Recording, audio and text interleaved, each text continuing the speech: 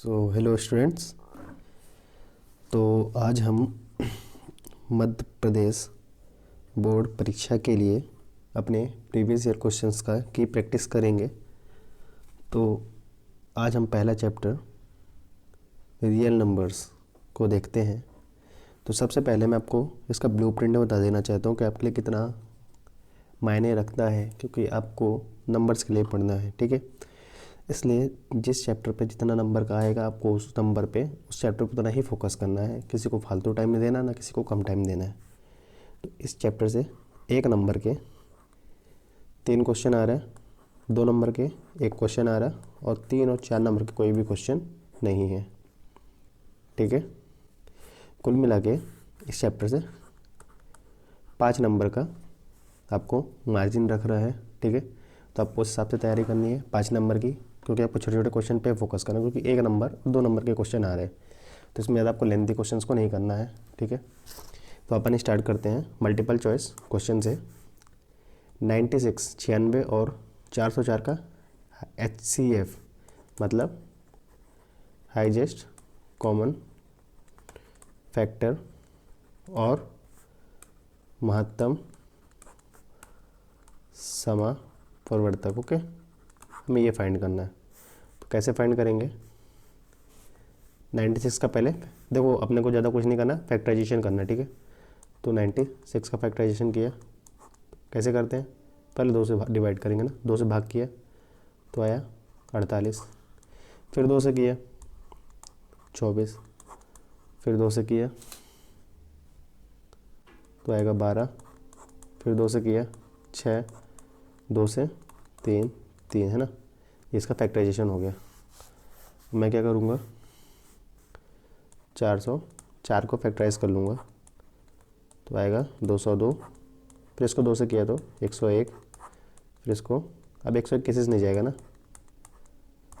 अब देखना इसमें कॉमन क्या है दोनों में, 2 1 2 लिखिए 2 2। तो HCF क्या होता है? दोनों के बीच का कॉमन, 2 × 2 4। तो सही आंसर क्या है? 4। आपको क्या करना है? फैक्टराइज करना है, दोनों को अलग अलग करना है फैक्टराइज, ठीक है। फिर जो आपके कॉमन टर्म्स आते हैं, जो कॉमन एक जैसे नंबर है दोनों में, उनका प्रोडक्ट ले लेना है, उनको मल्टीप्लाई कर देना है, उनको गुणा कर देना है, जो आएगा वो आपका HCF होता है। सेकंड क्वेश्चन है 12 और 15 का HCF होगा, ठीक है। तो क्या करना है? पहले 12 को फैक्टराइज करना है, फिर 15 को आपको फैक्टराइज करना है। ये 2 से जाएगा नहीं तो 3 से करेंगे। तो इसमें क्या कॉमन है? इसमें 1 3 है, तो इसमें 2 है तो 2 नहीं है ना, इसमें ये है तो 3 क्या हो जाएगा इसका? HCF महत्तम समापवर्तक, ठीक है। तो इसका 3 ये सही आंसर है। देखना, अब एक बात फोकस करना, देखो 2 क्वेश्चन के HCF ही मिल गया ना, इसमें मतलब HCF और LCF से HCF और LCM से ज़्यादातर क्वेश्चन आते हैं, तो आपको उस पर अपनी पकड़ बनानी है। तीसरा क्वेश्चन है 2 संख्याओं का गुणनफल 32 है। लेट करो, मतलब मानो कि अगर एक संख्या A है और दूसरी संख्या B है, तो इन दोनों का गुणनफल कितना दिया है? 32। और LCM कितना दे रखा है? 8,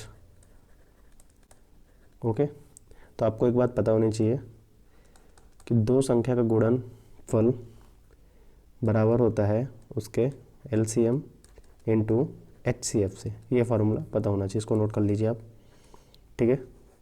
तो इसमें 2 का गुणन दे रखा है 32, तो 32 बराबर क्या होगा?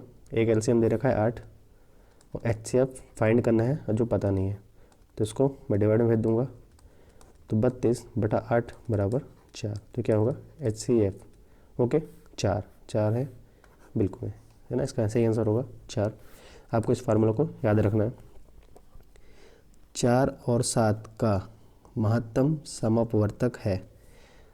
फिर आपको HCF फाइंड करना है। क्या करेंगे? 4 को फैक्टराइज करेंगे तो क्या मिलेगा? 2 2, 7 को किया तो 7 क्या है? एक कंपोजिट प्राइम नंबर है, तो इसका हो नहीं पाएगा। तब देख रहे इसमें क्या है, लास्ट एक और कर लेते हैं, इसमें 1 का भी कर लेते हैं, ठीक है। 2 है, 2 इधर है नहीं, 2 नहीं है, 1 है, 1 है, तो इनके लिए HCF क्या है? 1। क्या होगा? 1। किसी पूर्णांक m के लिए सम पूर्णांक निम्न स्वरूप का होता है। एक वैल्यू अगर m है, किसी पूर्णांक m, क्या दे रखा है, m दे रखा है, ठीक है। सम पूर्णांक क्या होता है, मतलब जो 2 से डिवाइड हो जाता है, 2 से भाग जाता है ना, 2 से डिवाइड हो सके उसको क्या बोलते हैं, सम पूर्णांक। निम्न स्वरूप होता है का होता है। अब इन्हें बताना है कि m को एक ऐसे नंबर पे लिखना है जो सम नंबर है, मतलब इवन नंबर है ना। आपको ये करना है। तो फर्स्ट क्या है, इसमें अपन एलिमिनेशन लगाते हैं, कोई दिमाग लगाने वाला काम नहीं है। 2m + 3, 2m + 3 2 से डिवाइड होगा, बिल्कुल नहीं होगा, तो ये नहीं होगा। 2m + 1, अगर m की वैल्यू मैं 1 रखता हूँ, ठीक है, तो क्या हो जाएगा, 2 × 1 + 1 3, ये 2 से डिवाइड हो रहा है, बिल्कुल नहीं हो रहा, तो ये भी नहीं होगा। अब इसको देख ले, 2m + 5, m की जगह 1 रख के देखो, 2 + 5 = 7, 2 से डिवाइड होगा, नहीं होगा, केवल बचा ये, तो ये आपका सही आंसर है ना। 2m की जगह 1 भी रखेंगे तो 2, ये हो रहा है। आगे बढ़ते हैं। संख्याओं 5, 15, 20 के लिए LCM और HCF का अनुपात मतलब LCM बटा HCF क्या होगा, ठीक है। तो हमें सबका पहले क्या निकाला है, पहले मैं LCM ले लेता हूँ, ठीक है। तो 5, 15, 20, इसका LCM ऐसे निकालते हैं, तीनों को साथ में लिखते हैं, डिवाइड करते हैं ना, ऐसे फैक्टराइज करते हैं। तो पहले 2 से कर रहा हूँ, ये नहीं जाएगा, ये नहीं जाएगा, ये जाएगा। फिर 2 से कर रहा हूँ, ये नहीं जाएगा, ये नहीं जाएगा, ये जाएगा। फिर 3 से कर रहा हूँ, ये नहीं जाएगा, ये जाएगा, ये नहीं जाएगा। 5 से करूँगा तो सब चले जाएंगे। तो उसका क्या मिल रहा है, आएगा क्या, 2 दूनी 4, 3 12, 12 पंचे 60, ओके, क्या आया, 60 आया, ठीक है। तो क्या हो गया LCM। अब HCF क्या होगा, पहले 5 को किए, फिर 15 को किए, फिर 20 को किए,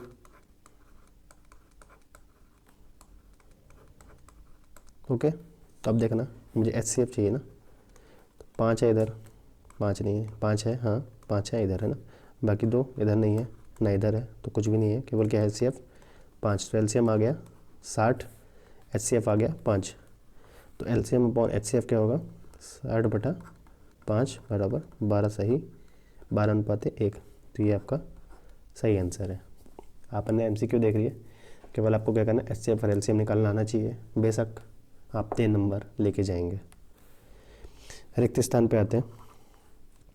भाज्य बराबर भाजक गुणे भागफल, और प्लस में क्या आएगा, शेष। किसी चीज़ को डिवाइड कर देना, क्या बचता है साथ में, शेष, है ना।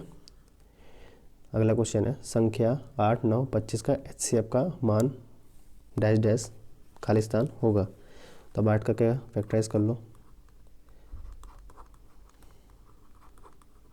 ठीक है, 9, अब 25,